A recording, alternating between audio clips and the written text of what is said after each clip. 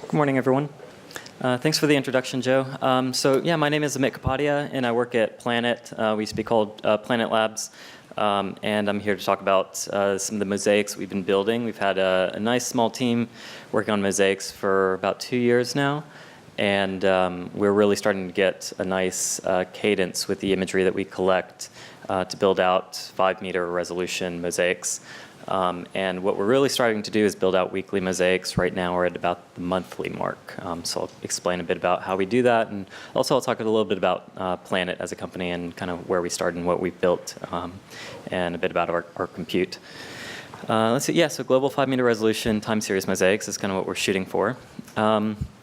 And Planet, it started out with this mission, and ideally it was to image the whole world every day, and also with the caveat of saying we want to make the change visible, accessible, and actionable.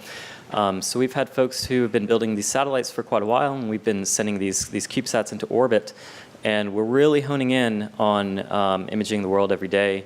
I'll show you some coverage maps momentarily, but to give you an idea, we're getting about 3 to 5 meter resolution, about 95% of coverage of the Earth's landmass on a weekly basis. So it's a pretty good temporal resolution, and we're really hoping to crank that up a bit more. The other thing is that, yeah, we want to make this change visible, and one of the ways that we can do this is through looking at mosaics. So I'll show you some examples of those. So this is one example, or one picture of a CubeSat, and CubeSats come in this form factor. Let's say like a 1U CubeSat would be a 10 centimeter by 10 centimeter by 10 centimeter cube. Our form factor is a 3U, so we extrude that on one axis, and they're about 30 centimeters in length by 10 by 10. And this is a shot. I think this was deployed in an International Space Station orbit, and this photo might have been taken by one of the astronauts. And you can see the antenna's been popped up, and you can see the camera. The camera's just inside there, and then the solar panels are they're not deployed, but they're at the side. And you can imagine if they deploy, they kind of come out like wings. In February, we launched 88 satellites, and this launch was record-setting. There were, I think, 101 satellites on board, 88 of which were ours. And if you're curious, there's a beautiful video online of the entire launch sequence, and in particular, there's some great footage of the deployment of all the satellites. There's a particular spot where you start to see a lot of the Planet satellites, we call them doves, floating out into space, and they really just kind of trickle off, and you can see them falling out into orbit, and it's a beautiful video to watch. And then, coincidentally, it's kind of nice to say that we have another 48 satellites launching on Friday, and these are going to be launched out of Russia. So we're really hoping to bump up the cadence with these additional satellites. So currently, we have about 120 satellites that are imaging, and they acquire about 100 million square kilometers of data per day. So it's a good volume of data, and with this volume requires a lot of compute. So we also have a ground station network, and these ground stations they're meant to communicate up to the satellites and also bring data down. So quite often when these satellites are being commissioned, we use the ground stations to communicate either software updates or send up some auxiliary data products for the satellites to make decisions on board, but also to downlink imagery. And the more modern satellites, they downlink at about 200 megabits per second, which is quite nice. Let's see, so this is an idea of the coverage. Let's see. It's meant to be a video. And this is a coverage starting in January 2014 and going up to June 2016, the most recent month that we have full data for. And a couple things that you'll notice is that there's like a hard line around 52, 51 degree latitude. And that comes from having operated a lot of satellites in an International Space Station orbit. And starting last summer, around June and July, we actually got a lot more satellites into a sun-synchronous orbit. So you actually see the data rates kind of explode from there, at least in the high latitudes. And then also do that launch in February with the additional 88 satellites. You see this explosion of data starting in about April, shortly after these satellites have been commissioned. So you can start to see the evolution of how we're able to collect imagery of the landmass. Should be getting better with time. So this is one example of the timeliness of the data. This is an area right outside of Reno, Nevada, Sparks, Nevada, where a wildfire has been. I believe it's contained right now, but the first image where you see no burn scar came in on July 2nd, so not too long ago. Then the subsequent two images came in on July 4th and July 5th, so that gives you an idea of the temporal resolution that we can achieve in some parts of the world, where we can actually see the evolution of these events happening on the ground. So this is a July 2nd into July 4th, and then into July 5th, and you can see the progression of that wildfire. So a little bit about our compute. So we recently transitioned to the Google Cloud Platform, and right now our current operations kind of float between running 20,000 and 30,000 workers, or 20,000, 30,000 instances. And this is normal operations for us. We're pulling down quite a lot of data, and every single image that comes down needs to have some sort of processing done to it. And this is a compute that we actually throw at the problem. And then one thing I do want to note is that the majority of these are single core instances, and this is intentional because one of the strategies that we wanted to do in terms of parallelizing our compute was to not worry about trying to create complex parallelized code, but rather parallelize on the job unit. And this has proven to be a good strategy. That said, even though the majority are single core, there's often some times where we have some instances that have quite a lot more memory and a lot more cores, and there are ways that we can actually make use of that using some of the tools in the Python ecosystem. So these are a couple of the tools that we do use. We use GDAL and OGR for dealing with the geospatial data, both raster and the vector data. We also use Rasterio and Shapely. These are the more handcrafted Python bindings to GDAL and OGR. We use NumPy and SciPy, of course, and I'll try and mention steps in the process where we might use one particular function or another. And then we have instances of scikit-image and scikit-learn sprinkled throughout our pipeline. And then every once in a while we have to dip into Python. And that's actually quite nice to do if there's a custom routine that we need to build. It's nice to have a nice Python build process in our pipeline. And we've recently been experimenting with Dask, and that's actually been quite nice because we can actually introduce Dask in a very non-invasive way, especially when the majority of our instances are single core. Dask fits in quite nicely. We don't really get the benefits of using the parallelization that Dask abstracts for us. However, when we do actually have multi-core instances, additional work does get distributed pretty well across those cores. So it's been a very nice non-invasive library to use to actually get some parallel compute out of our existing infrastructure. And then I also just wanted to mention that we use AstroPy's convolution.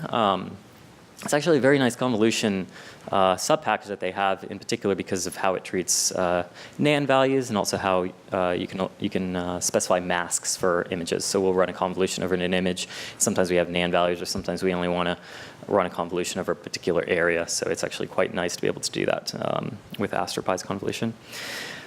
So talking about the mosaicing workflow, so we build a couple different flavors of mosaics. We try and build out an all-time best mosaic. So you can imagine something that you might see in a Google Maps interface, where we just have a global representation of the world during their summer months. And here we have kind of the luxury of using all the data that's available to us. And then we also build out these time series mosaics where we're building out monthly mosaics. And also we've been experimenting with weekly mosaics. So there's various flavors of what it means to build a mosaic for us, and the timeliness is definitely one of the big parameters to that. So the way we do this is that we take the entire world, and we often work in a web Mercator projection, just because we are working at a global scale. And we grid the world into these equal-sized tiles. These tiles are about 2K by 2K pixels. And then for each tile, we distribute a tile out to a particular instance on our job system. So you can imagine if we have, I believe we have about 3 to 4 million tiles per global mosaic. Those get distributed out to each instance. So I'll walk through the process of what it's like to build a tile and kind of explain some of our methodology there. But in essence, it means that we query for scenes. We have a nice Postgres database that we use to make the queries. We rank scenes according to some metadata that was computed upstream from us. We do some color matching on the scenes, effectively like a normalization of the color, because we do have a lot of variability between sensors and atmosphere. And this is informed by using some auxiliary data. And then we assemble these tiles until they're filled, and then one last step to kind of remove some scene-to-scene seam lines. So this is one example of a tile, and this is just to kind of give you a sense of what the scale is. So that highlighted tile would be like 1 unit of work, and the entire world is gridded up in this fashion. And the way that we rank scenes is we effectively have 2 metrics. One metric is weighted a bit more than the other, but what we do is we look for the sharpest images that might be available to us in a stack, and we have a metric called acutance, and this is actually computed using SciPy's Gaussian gradient magnitude method, and taking the mean of that, which is quite nice. And then also we have some cloud information, which is again computed upstream from us, and we use a weighted sum to actually sort these out, and it was a nice little study to figure out exactly what the best weights for those would be. But we really emphasize clouds over sharpness. So this is an example of various scenes that we have, and they were cut to a particular tile. And this is one area along the Mississippi. So here I have 8 scenes, and some of them many of them partially overlap, some more than others. But you can see that there is a little bit of flatness to the images and some variability from scene to scene.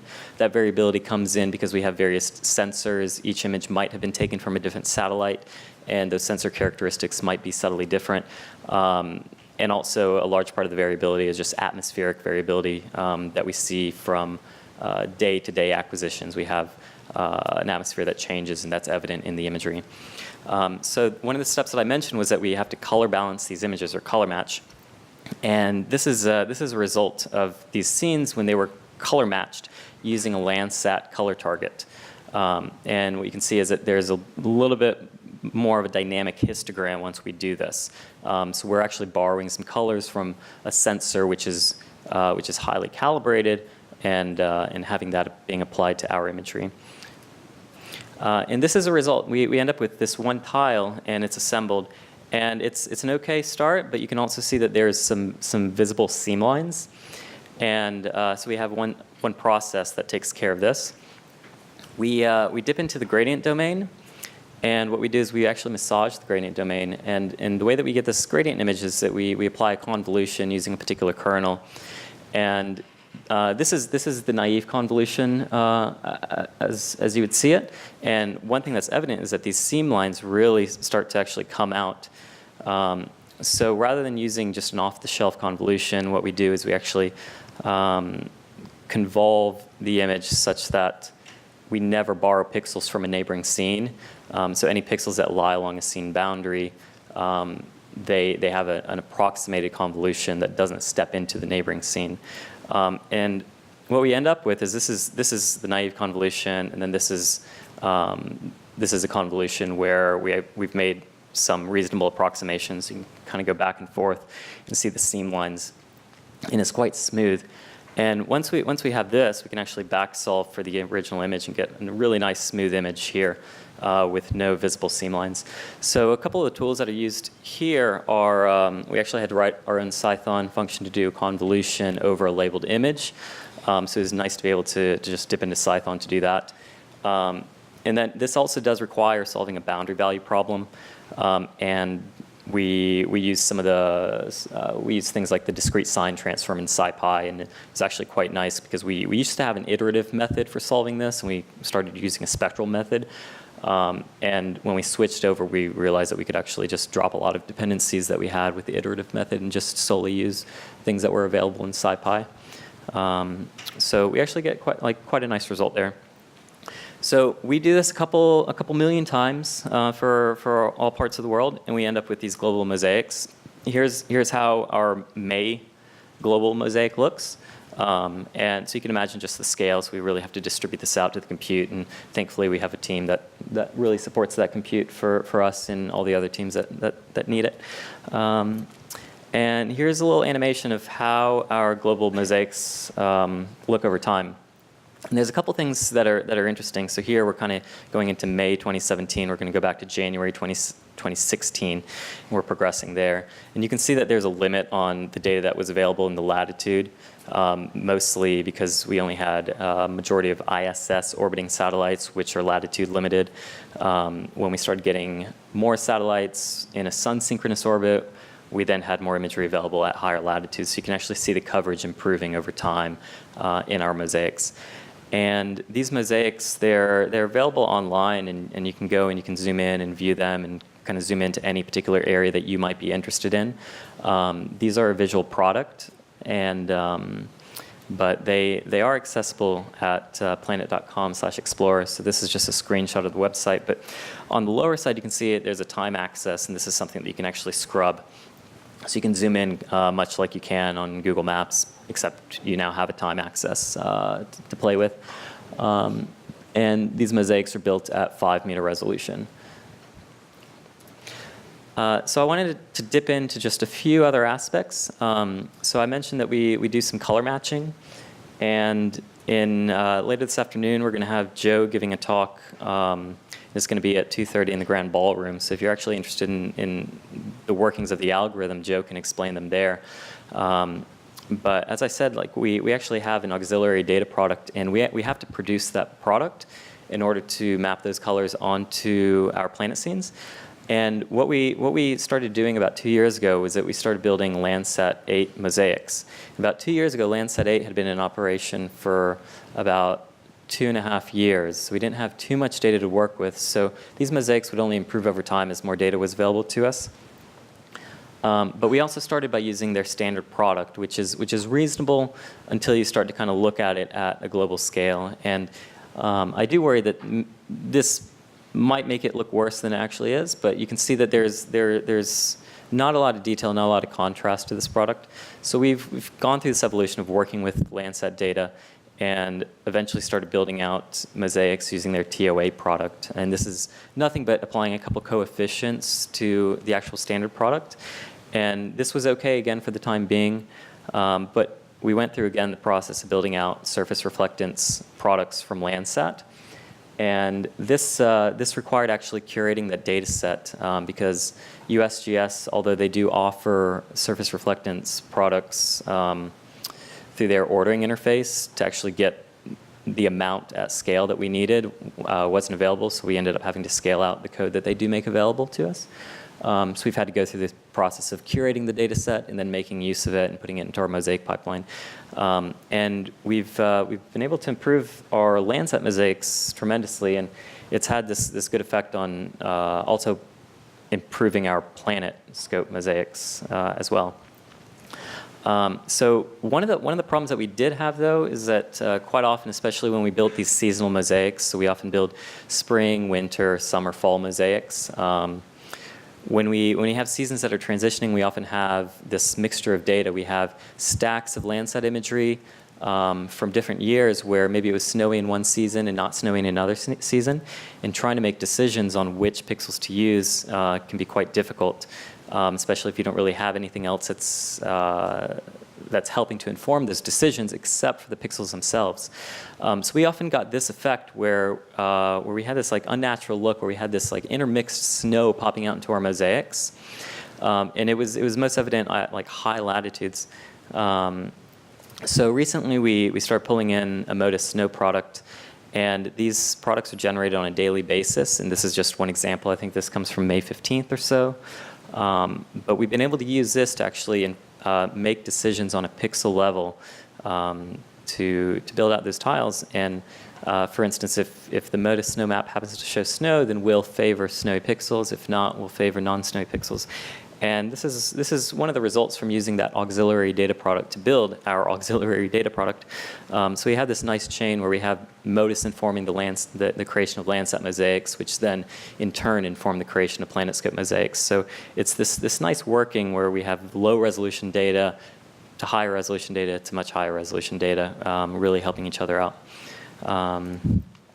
What else? Right, so we're also working on building out monthly Landsat mosaics, and this is quite interesting. This is a shot around Chicago, and these are composites starting in April, May, June, July, August, and September, and you can see the progression of months, and each one is subtly different. This is definitely something that we could possibly need for our monthly mosaics, because quite often we might build a January mosaic, but the Landsat color target might have used quite a few more months than just January for its creation.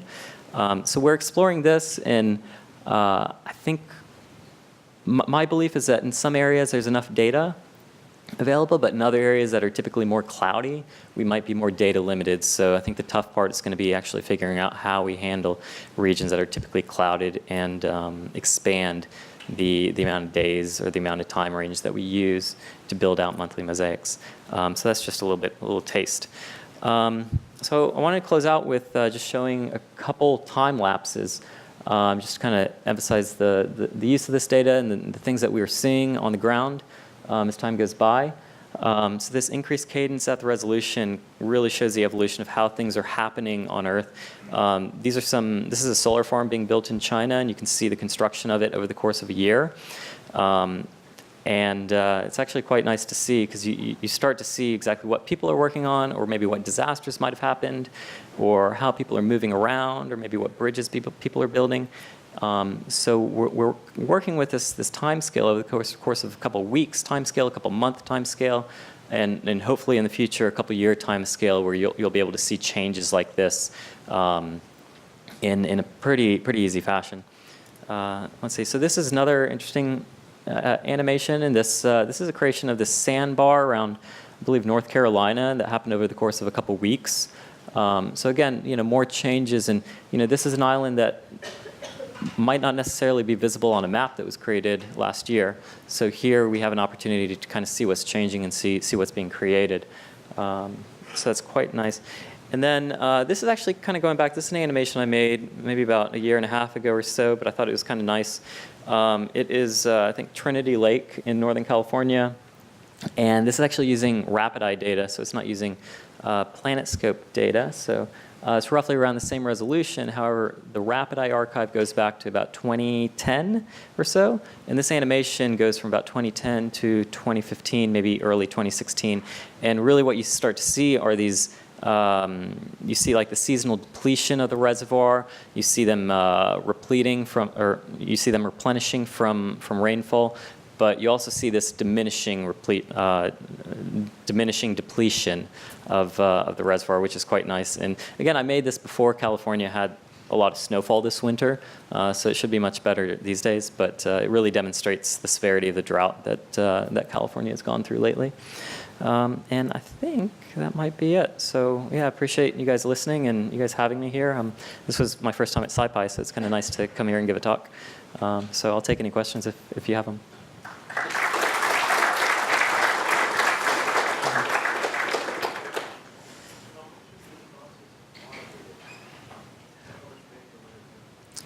Yeah, so we're really striving to do completely automated, and I'll say at least for all the image processing, I would say is automated. We often run into hiccups from the infrastructure side right now, because there's a lot of things that are changing, a lot of things that have transitioned. So there are some pain points to scaling. So I would say that there are times when we have to manually intervene in the creation of a global mosaic. But for the most part, the visual aspects, we're really trying to automate, and very rarely does anyone have to go in and provide a touch-up. Yeah. Yeah. Yeah, that's a good question. So that's done by a team that's upstream from us. And so we actually have the luxury of working pretty far downstream, so there's a lot of work. Oh. How is the detection of clouds in images? Yeah. So we have the luxury of working pretty far downstream, so there's a lot of these data products that are available to us. The results, I'd say, are mixed, but effectively, I believe, just kind of give you a rough overview, I believe the team uses historical Landsat data and compares that to the incoming image. And there's a discrepancy in how these images are normalized, so there are a couple fudge factors to try and map the pixel values to the Landsat space.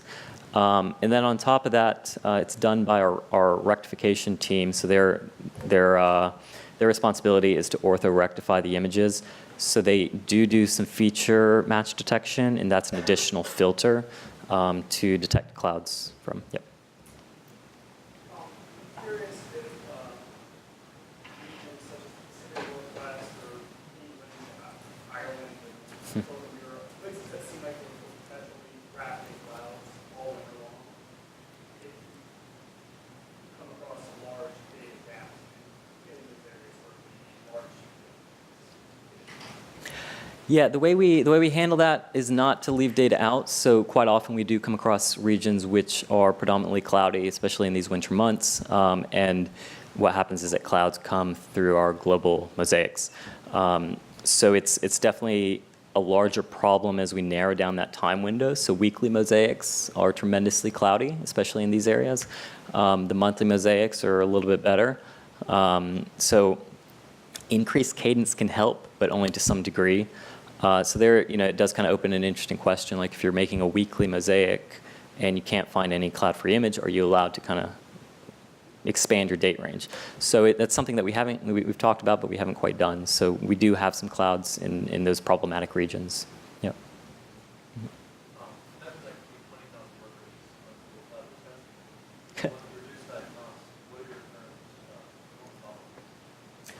Performance bottlenecks.